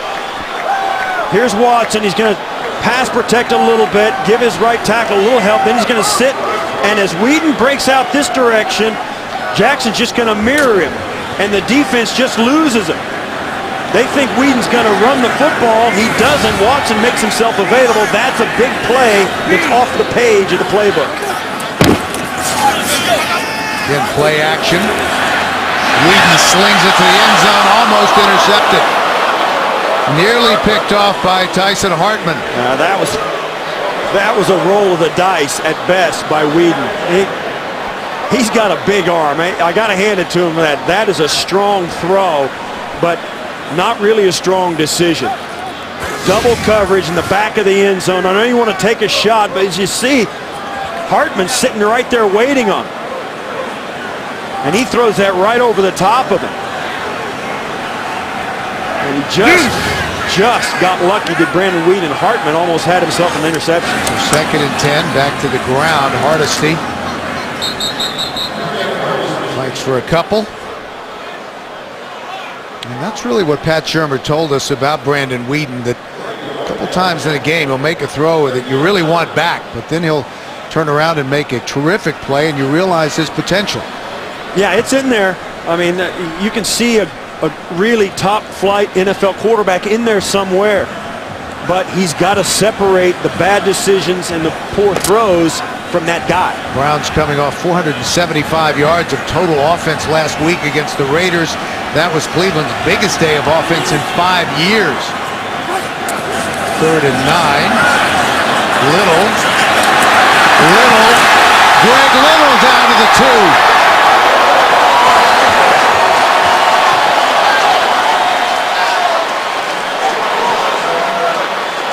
They moved Little from the slot back into the backfield. It looked like they were going to go empty, but they put a wide receiver into the backfield, caused a little bit of confusion, I think, for the front 7 of the Chiefs. And look at the big guys out leading him. Joe Thomas and John Greco out in front. That's a hard train to jump in front of. Watch Joe Thomas, number 73, just rumbling out there.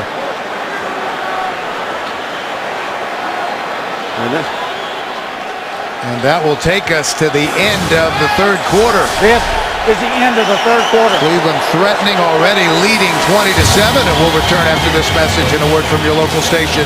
You're watching the NFL on CBS, home of Super Bowl 47. Ready to start the final quarter. 11th play of the drive upcoming. This started at the Cleveland 18-yard line.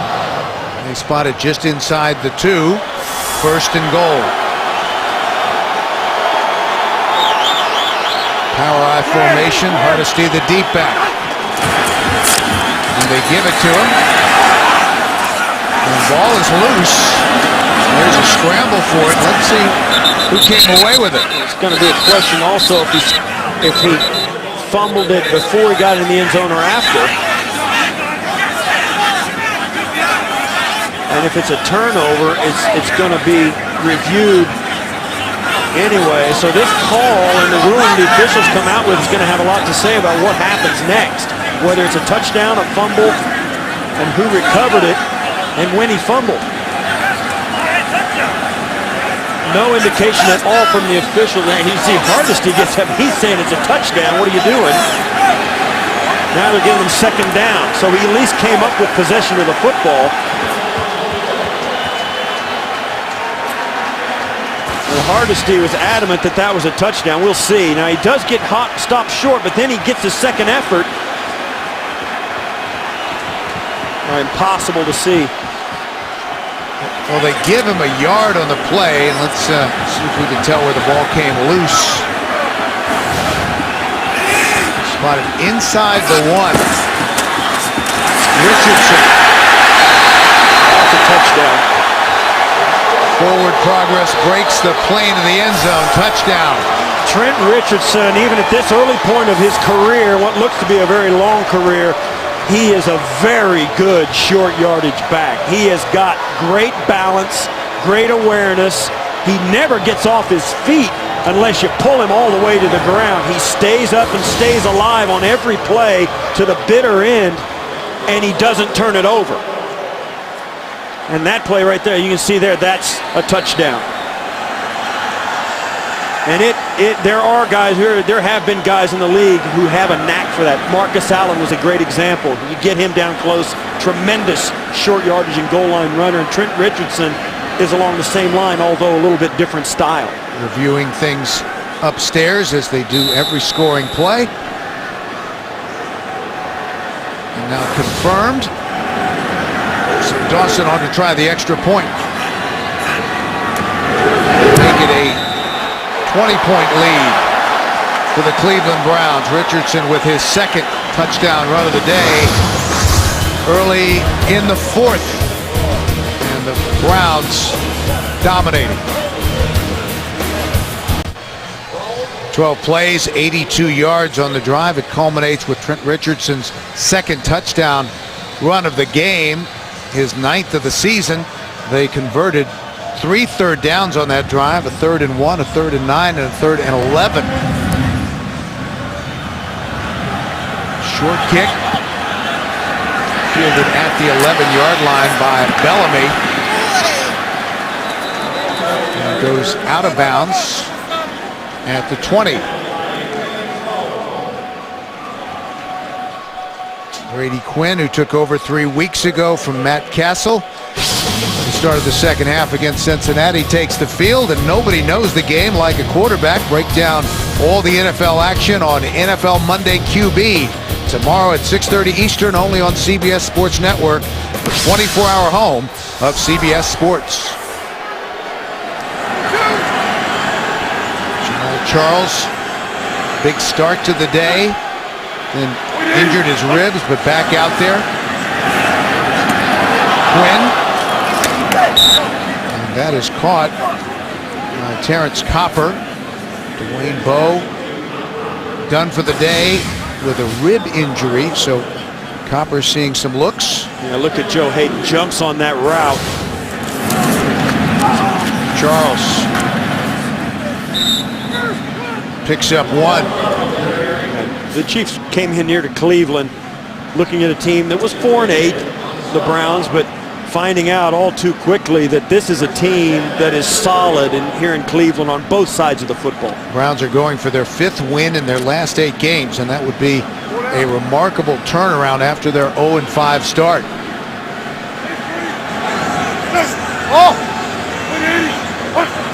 First and 10 for Kansas City, short drop. And down goes Brady Quinn. John Hughes, big, strong, young player, the rookie out of Cincinnati, the 3rd-round pick. Has not had any starts this season, but is in that rotation for the defensive line that has been so effective for the Browns. You know, a guy like Hughes really benefited from some playing time when Rubin and Taylor were out. Really getting it done for these Browns, that defensive line. A loss of 8. Kansas City has to go to their 41 for a first down, able to get a chunk of it back there. Moriaki with the catch, the tight end. Well, Jackson dropped him immediately after a pickup of 10. And the Chiefs obviously throwing every down, and the Browns doing everything they can to either confuse Brady Quinn or drop into coverage and rush 4 guys and expect the ball to come out on time. 3rd and 8 for Kansas City.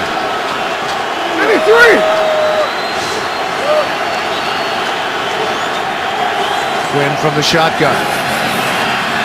Steps up, incomplete, in and out of the hands of Jamaal Charles. And the Chiefs will have to punt. And that Jamaal Charles is disgusted with himself for not pulling that ball in right as he turned around and got in on him a little quick, looked a little late, but that ball comes right into him as he circles out to left, comes back across the formation. Quinn finds him right through his hands, right up across his face mask. He'll catch that ball 999 times out of 1,000. And after punting away from Josh Cribbs, they bring out Cribbs and Travis Benjamin. Cribbs with some room. One of the best in NFL history. The ball came loose, but after he was ruled down. Brandon Seiler saved the touchdown. Big return from Cribbs. And again, the Browns good field position, a 38-yard return. Josh Cribbs with 11 total returns for touchdowns in his NFL career. Yeah, in this second half, the Browns have run 23 offensive plays before this one. 19 of them have been in Chiefs territory.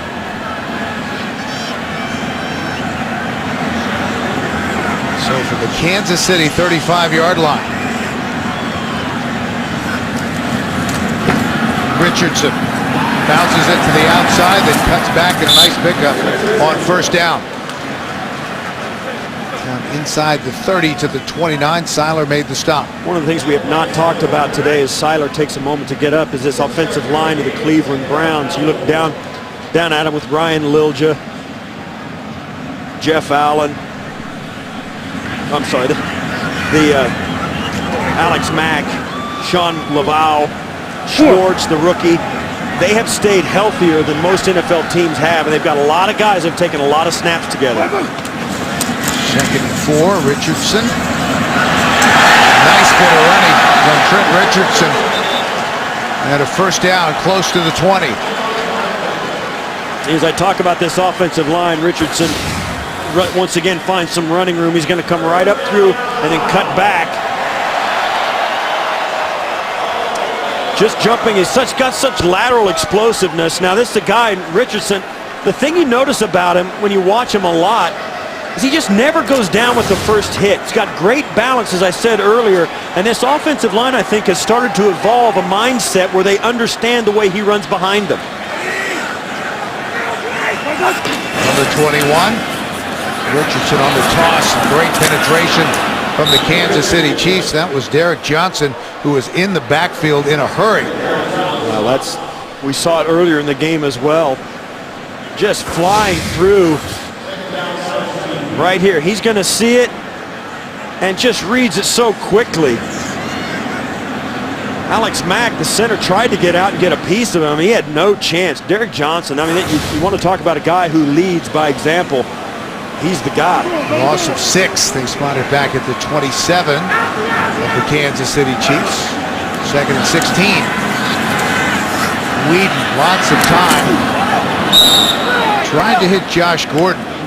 Yeah, Whedon looked all over the football field, came back to Gordon, saw that he was covered, and really just decided to try and gun it in. On this, I think Whedon loses the opportunity perhaps to break and get 8 or 9 yards with his feet. He decided the pocket went past him. He stepped up into it, had a lot of room ahead of him, and decided to try and force the throw for the completion rather than maybe getting some positive yards with his legs. Tyson Hartman got a good jump on the ball, the rookie free agent out of Kansas State.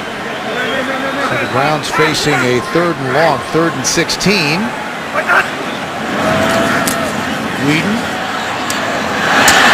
underneath, and that is Jordan Cameron, the tight end, who's a great athlete but well short of the 1st down, so we'll see the field goal unit.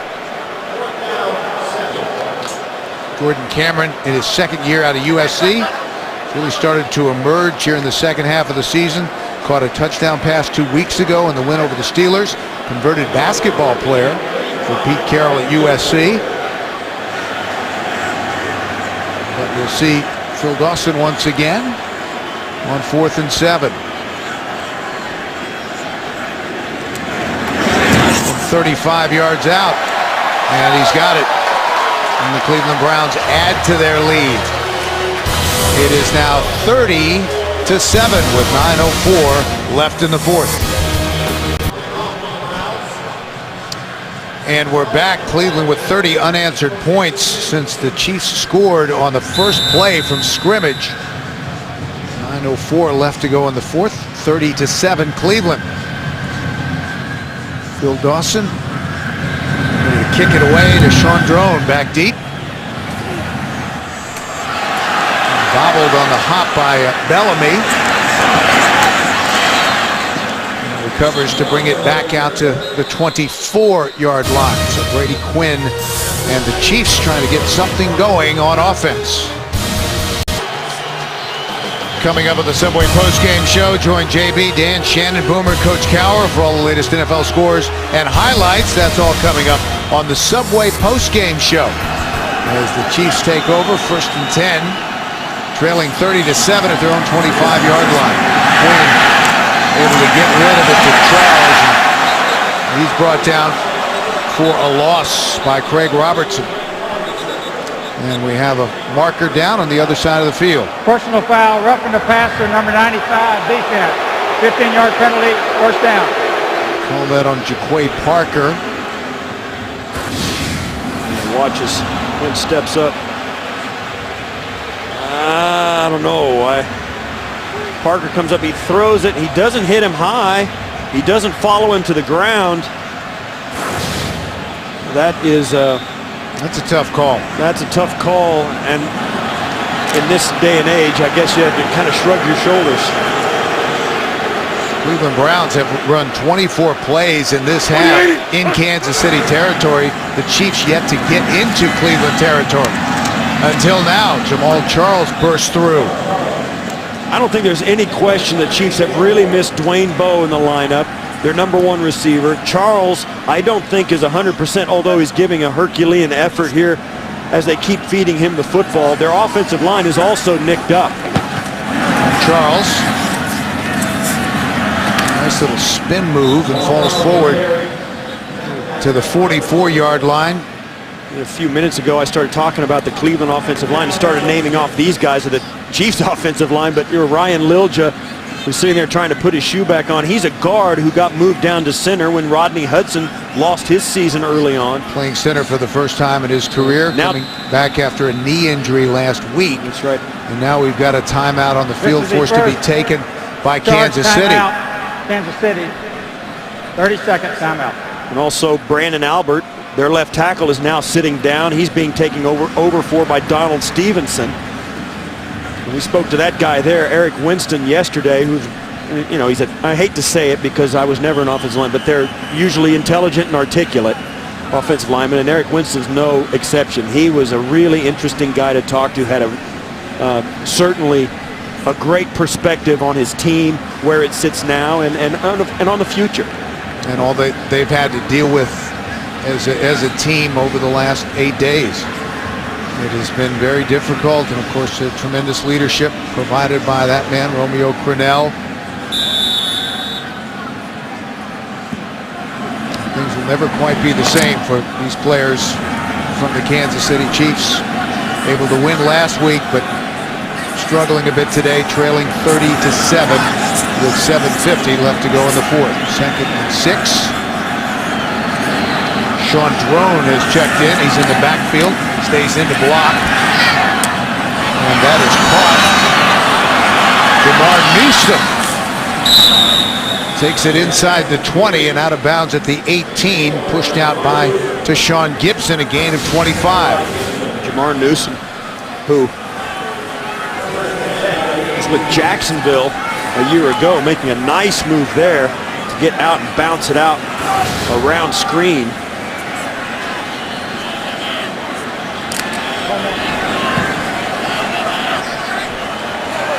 First and 10 for Kansas City. Quinn from the gun. Charles in the backfield, stays in the block, then releases. He lofts it, incomplete. Newsom was not turned around. He was headed for the goal line. Yeah, Quinn knows they had it open, but I think this is a miscommunication and mistimed route. I don't think these two have had enough opportunity to run this route. You see there, Newsom ran the route, perfect, came open, but it has to be released so early that Quinn kind of has to guess where he's going to be rather than know, because in my estimation, they haven't thrown that pass enough to be good at it. Newsom came in with just 2 catches for 14 yards in his first year out of Central Florida, so second and 10 for Kansas City. Other side, again going for Newsom and incomplete. He was well covered by Joe Hayden. The Browns are a very different team with Joe Hayden in the lineup. 0-5 without him, 4-3, and on the verge of 5-3 when he's been on the field. Well, you can see there, I mean, he just hit the referee.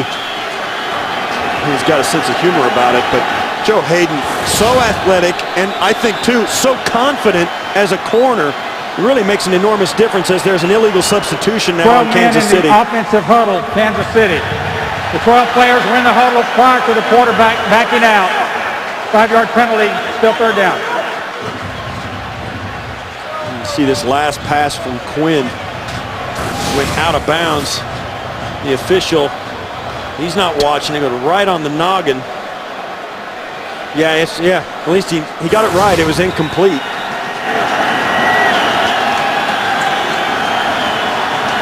I'll tell you, that's focus. So 3rd and 15 after the penalty for 12 men on the field.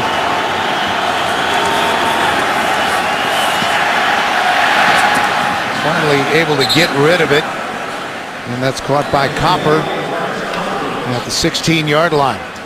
That'll bring up 4th down, a gain of 7. I know that I'm probably not telling the Kansas City Chiefs fans watching today too much, but I think if this team gets better, if the Chiefs want to get better, they have to have better play at the quarterback position for 16 games. So 4th and 8 for Kansas City.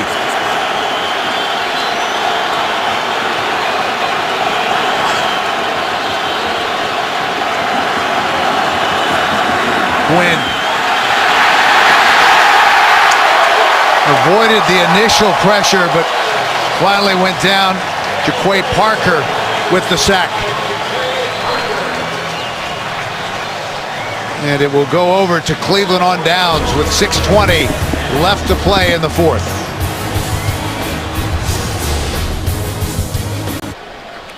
Browns take over from their own 24. Richardson scores through to the 30. The Browns are 4-3 over their last 7 games, looking for their 3rd straight win. And last week in Oakland, won on the road for the first time in a year, snapping a 12-game road losing streak. So things certainly looking up for the Cleveland Browns. Reporting is eligible. 75 is eligible. As you see here, have you heard there? The Cleveland Browns bring in an extra offensive lineman. O'Neal Cousins in his 5th year out at UTEP. He's eligible in this formation. Lined up as a tight end.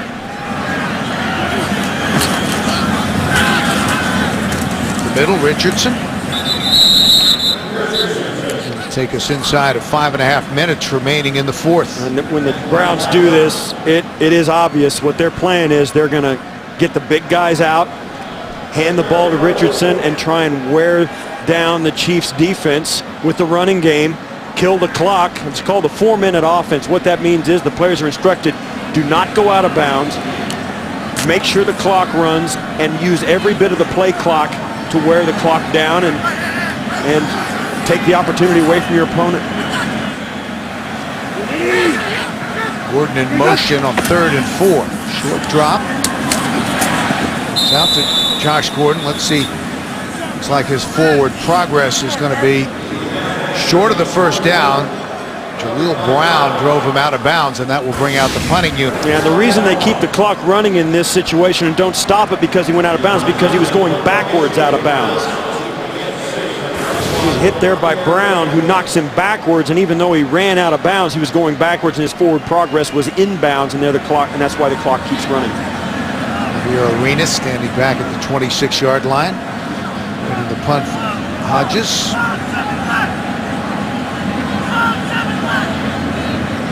Play clock run down. Oh, a terrific punt, and this is bobbled, and finally Arenas able to fall on it, scoop it back up. And that was a 54-yard punt. Take a look at the AFC playoff picture here in week 14. Houston, Denver, and New England are all in. Indianapolis is leading, and the Steelers in real trouble against San Diego. Cincinnati right in the mix there. That gives you an idea also of what it's like here in Cleveland. They're in a division with Pittsburgh, Baltimore, and Cincinnati. A little bit of an extra uphill. I think it's the most competitive division in the NFL, and Cleveland's trying to rebuild amid that atmosphere. Quinn, who's been sacked 4 times today, flushed from the pocket, and finally throws it out of bounds. Really missing Dwayne Bowe, who left the game with a rib injury earlier. They are. You need all your weapons intact if you're the Kansas City Chiefs on every game. But in a game when you're playing a defense that's hitting on all cylinders and is completely healthy like the Cleveland Browns, not only do you need all your weapons in place, you need them to be playing well. And the Chiefs right now don't have either. Sean Drone in the backfield. He releases. They try to hit him, but incomplete. Take a look back at the Cleveland Browns defense today. They've done a nice job outside of the opening play from scrimmage. Yeah, that's the tipped interception and the sacks on Quinn. He's been held in the pocket as well. Really, for as good an athlete as Quinn is, they have not allowed him to run very much either, make and extend plays. When he's either had to throw the football or take the sack. He has not had any room to run. 3rd and 10. Quinn under pressure again and sacked. And that was a surge led by Jabal Sheard. And that's this big defensive line. The pocket just collapsed, just a 4-man rush. And just Sheard just wriggling and powering his way through the gap in the offensive line. And Quinn just has to swallow the ball and take the sack. Sheard, another one of those young guys who has really come on for the Cleveland Browns. 2nd-round pick last year out of Pittsburgh. Colquitt from his own end zone has to punt it away. Cribbs had to get to the other side of the field, but upended. And that was Josh Bellamy. Let's take a look at the NFC playoff picture. Things are a little tighter over there. Washington is trailing. Atlanta has clinched the division. San Francisco battling. The Green Bay Packers are battling, and so are the Giants at 7-5. Only one team that's even clinched a playoff spot, and that's the Falcons, who have also won their division. Everybody else still fighting tooth and nail right at around 500. Brandon Whedon done for the day. Colt McCoy has come in. With 3:07 left to go in the 4th. Hardesty is the back, and they give it to him on 1st down. Once again.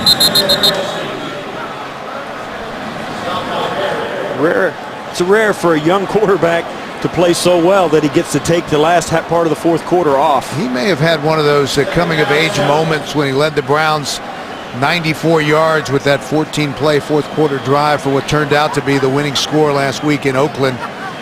We talked to Brandon. He felt that that was the Browns' best drive all season. Not only that, it was a turning point, I think, as well. Josh Gordon told us before that drive began inside their own 10-yard line, the players in the huddle were talking like this is an opportunity, is a moment for them, and they came through with flying colors. 2nd and 7. Hardesty into Kansas City territory, and the clock continues to run. Andy Studebaker made the stop, and that will more than likely take us to the 2-minute warning. And this is the kind of power offense the Browns want to have and to put this game away. 2 minutes left to play in the 4th. The Browns lead it 30-7. 2 minutes to play in the 4th on this rainy afternoon here in Cleveland. The Browns on their way to 5-8. Chiefs will drop to 2-11. Hardesty trying to reverse it back and will lose a yard as the clock continues to run. And in this case, no need for Kansas City to start calling their timeouts. Getting the ball back is not going to help them, so perfectly willing to play these plays as they happen. Browns will win their 3rd in a row. And they've found a nice little rhythm on both sides of the football. Well, they're young players, and this is a young roster. Their young players have begun to get so much experience and so much more confident that it's showing, and it's manifesting itself in better play and stringing better and better plays together for longer periods of time. McCoy takes a knee, and coming up on the Subway postgame show, join JB, Dan, Shannon, Boomer, and Coach Cowher for all the latest NFL scores and highlights. That's all coming up on the Subway postgame show. Another win for Brandon Weeden, who adds to his total as a starter. 5th win here in his rookie season. Another very productive day for Josh Gordon. 8 catches for 86 yards.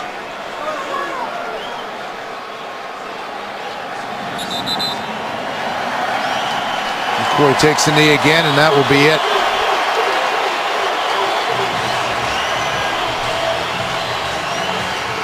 Romeo Crennel, another step in this difficult process for Romeo and the Kansas City Chiefs, trying to get things back to where they feel normal again.